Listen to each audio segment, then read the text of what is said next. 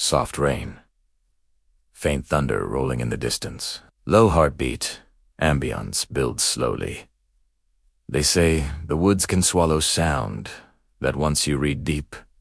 And even your own breathing feels muffled, as if the trees are listening and waiting. Ethan didn't believe that. He was one of those people who thought nature was peaceful, quiet, maybe even healing. That's why he rented the cabin in the first place, a short break from work, his phone, the noise of the city. Just one night, one cabin, a little solitude. The drive had been long, almost 6 hours through roads that turned from asphalt to gravel and finally to dirt. GPS lost signal halfway through, leaving him following a printed map and a set of vague directions.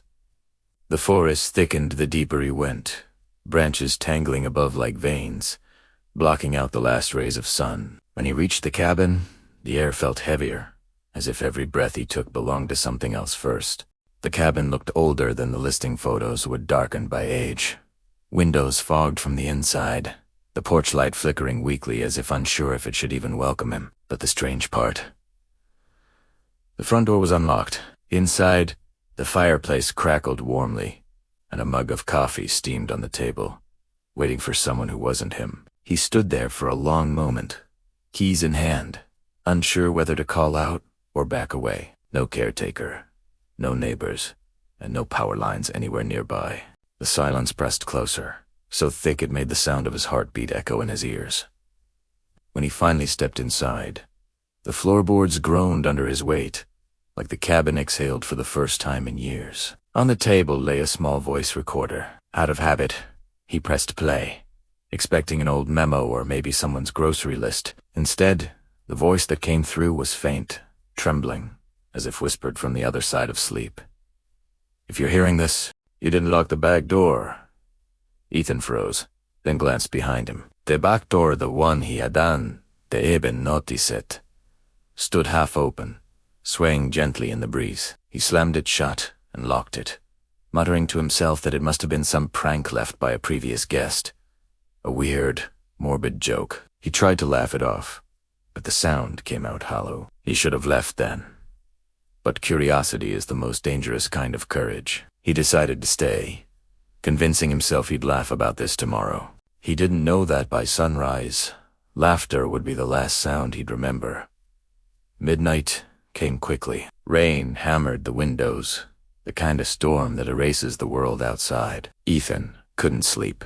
The air felt wrong, thicker than it should be, carrying a faint metallic taste like blood and rust. From somewhere deep inside the cabin came the slow rhythm of footsteps. At first, he thought it was the storm, branches falling, maybe an animal on the roof. But the pattern was too steady.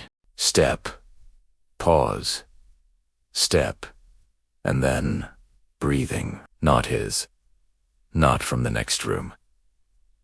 Right beside his bed, he opened his eyes, but darkness pressed against him like a living thing. There was no one there.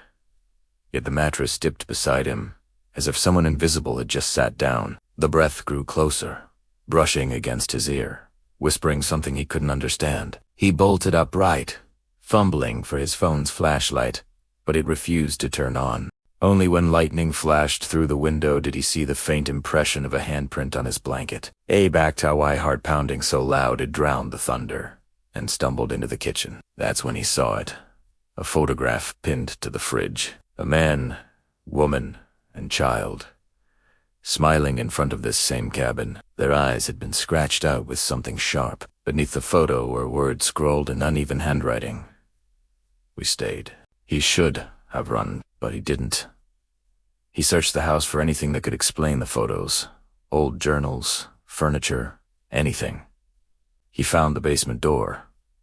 It wouldn't open. No handle, no lock. Just a faint outline of where the door met the wall, sealed shut. Behind it came the sound of something dragging across the floor. He leaned in, whispering, "Hello," and immediately regretted it. The dragging stopped. Silence, heavy and suffocating. Then a slow, deliberate knock. Once, twice, 3 times. He stumbled backward. The storm outside intensified, wind screaming against the cabin walls. lightning cutting through the darkness in blinding flashes. For a moment, he thought he saw shadows moving inside the ceiling. Not above it, inside it, like figures pressed between the wood and the air. He pointed his flashlight upward and saw words carved into the beams, deep and deliberate. "You can leave when we stop remembering." The power went out. The fireplace died instantly, leaving only the faint glow of lightning. And on the table now sat 3 mugs instead of 1, all steaming. 1 for him, and 2 for whoever had come back. When dawn came, or what felt like dawn, the light outside was pale and colorless. Ethan gathered his things.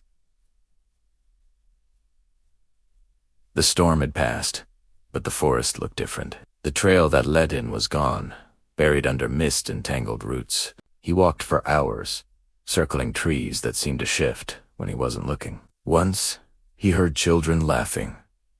Distant, echoing, yet always behind him. He turned, and the forest went still again. Tennis saw it his own name carved into the bark of a massive tree, Aubert and Aubert, hundreds of times, as if someone had spent years writing it. Every carving ended the same way.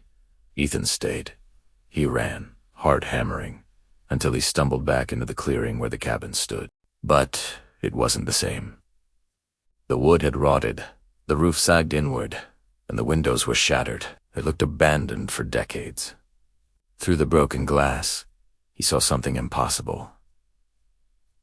Himself, lying in bed, breathing slowly. He cut it out, but the figure didn't stir. Then, from the reflection in the window, he saw movement behind him. A shadow, tall, twisted, reaching. Espun Harun, but there was nothing there. When he turned back, the reflection was gone. Later, when hikers found his car at the edge of the forest, the engine was cold, and the path leading to the cabin had disappeared. The cabin itself was never found again. Only a single object remained. A small voice recorder, half buried in the mud. When investigators pressed play, the same message whispered through static. "If you're hearing this, you didn't lock the back door." Some say the cabin isn't a place. It's a choice. Every person who stays feeds it, and the version of them that doesn't escape becomes part of its memory. Maybe that's why, on certain nights, when the wind moves through the trees just right, people swear they hear voices calling from the forest, echoing each other's names, promising warmth, shelter, forgiveness. But once you answer, the forest closes in, and the path back fades like breath on glass. So if you ever find yourself lost in the woods and stumble across a cabin with the lights already on, don't go inside.